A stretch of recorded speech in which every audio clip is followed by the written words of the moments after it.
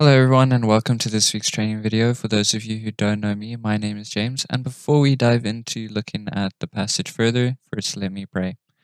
Dear Heavenly Father, I just ask, Lord, that as we look at your word, that you would guide us by your Spirit, that you would give us wisdom, Lord, that you would help equip the leaders, Lord, to understand the passage and to teach it, and to help us people understand your word, Lord, to help them to apply it in their own lives and to grow closer towards you. Amen. So, looking at the parable of the weeds, mustard seed, and yeast in Matthew chapter 13, we see that the aim is to make the people understand that God's kingdom will grow to be great, despite how small it may seem, and despite the evil and rejection it will face. So far, looking at the journey of Jesus in Galilee, we see that it has been a bit perplexing. The gospel begins by claiming that Jesus is the long awaited Messiah and that he is Emmanuel, God with us. With his arrival, God's kingdom has broken into our world. And moreover, we see that Jesus has a Moses Israel like beginning, succeeding where Israel and Moses had failed. And we see that this further culminates with his teaching of the law, as Moses did on Sinai, as the Sermon on the Mount in chapters 5 to 7 of Matthew. And we also see now that people begin to follow in Jesus in chapters 4 and 9 of Matthew. And then now seeing that Jesus is this long-awaited Messiah, chapters 8 to 12 really are perplexing. Instead of having this triumphant entry, we see that Jesus keeps speaking of cost, adversity, rejection, persecution, everything that they wouldn't really see of their kingly figure. And we see that when Jesus is confronted, he doesn't administer justice. Jesus shows mercy and withdraws. And we see where we think the Jews would be following their long-awaited Messiah, we see that the crowds remain unresponsive, non-committal.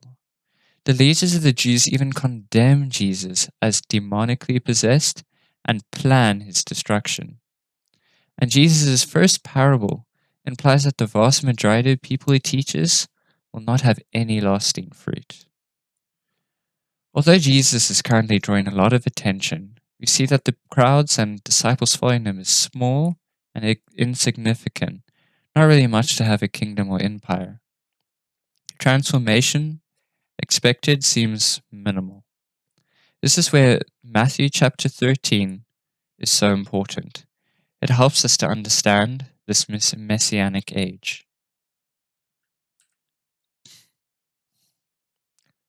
So looking further at Jesus' teaching, we see that in this section he's going to cover three parables. The first parable being the wheat and the weeds, which is split up to verses 24 to 30 and 36 to 43. So we see that the first breakup, 13:24 to 30, is the parable being told. And we'll see that the parable being told has three sections: the sowing, verses 24 to 26, questioning of the weeds' appearance in 27 and 28, and the dealing of the weeds in 29 to 30. And then we see that's when the break comes in. And then later, the explanation of the parable comes in at verse 36. And we see that in that break, that two parables appear. We have the parable of the mustard seed in verses 31 to 32, and the parable of the leaven in verses 33. So looking at this section of Matthew, we see that Jesus told them another parable. The kingdom of heaven is like a man who sowed good seed in his field.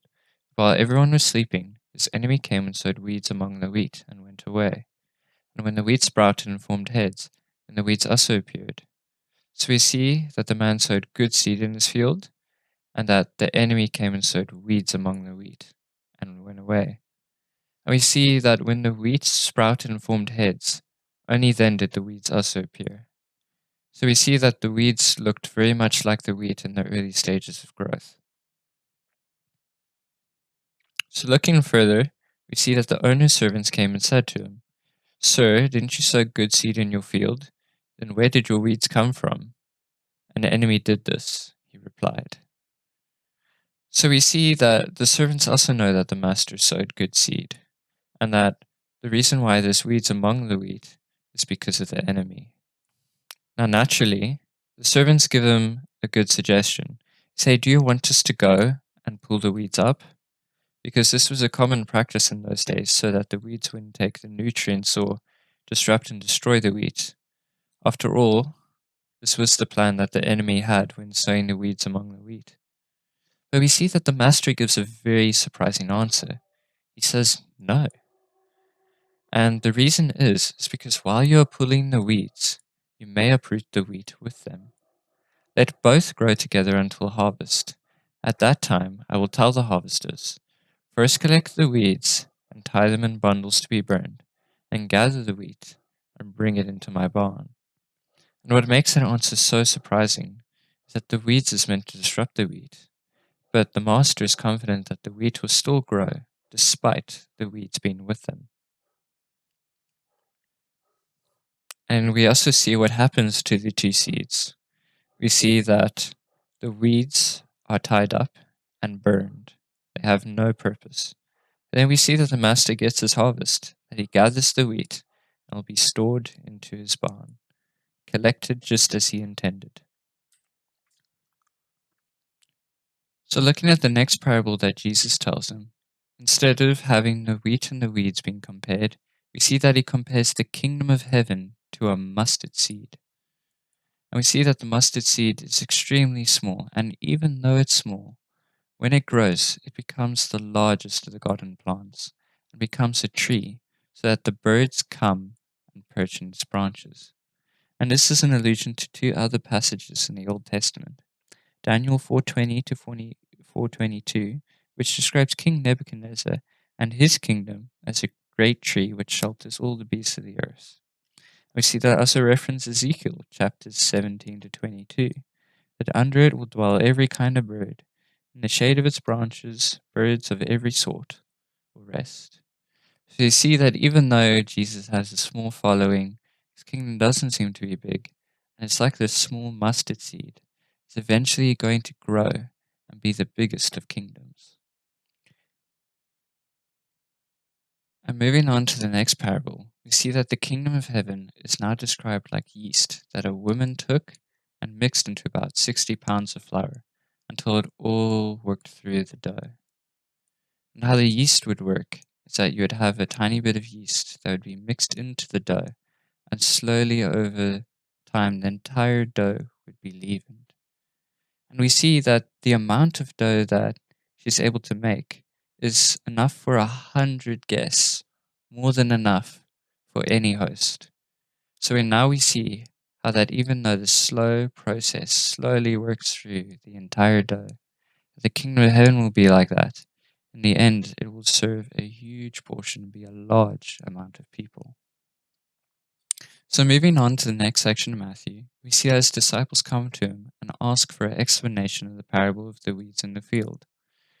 And Jesus answers them, the one who sowed the good seed is the Son of Man, which is another term for Jesus often used in Daniel 7. The field is the world, and the good seed stands for the people of the kingdom of heaven. The weeds are the people of the evil one, and the enemy who sows them is the devil. The harvest is at the end of the age, and the harvesters are the angels. So as the weeds are pulled up and burned in the fire, so it will be at the end of the age. The Son of Man will send out his angels, and they will weed out his kingdom, everything that causes sin, and all who do evil. They will throw them into a blazing furnace, where there will be weeping and gnashing of teeth. Then the righteous will shine like the sun in the kingdom of their Father. Whoever has ears, let them hear. So we see that the good seed is the people of the kingdom of heaven, and that the bad seed is the seed reaped by the devil. We see that at the end, that the weeds are bundled up and burned at the fire, that one day the Son of Man will judge all those who do evil, and they will be thrown out where there will be weeping and gnashing of teeth. We see that he will get his harvest, that the wheat will be gathered, and that they will shine like a sun in the kingdom of their Father, glorifying God. So what do we want people to walk away with? We see that God chooses to let his children grow in a broken world, that despite the weeds growing among the wheat, that he won't lose any of them. We see that we must also not reject people who we think are weeds. We see that if we try to pull out the weeds, that we're going to end up pulling the wheat as well. And we see that even though, despite all of this, God's kingdom will be great, as shown by us by the leaven and the parable of the mustard seed, that even though Jesus' following may seem small and insignificant, and despite all the rejection in the world, that one day God's kingdom will grow and it is going to be. Thank you for watching this week's training video.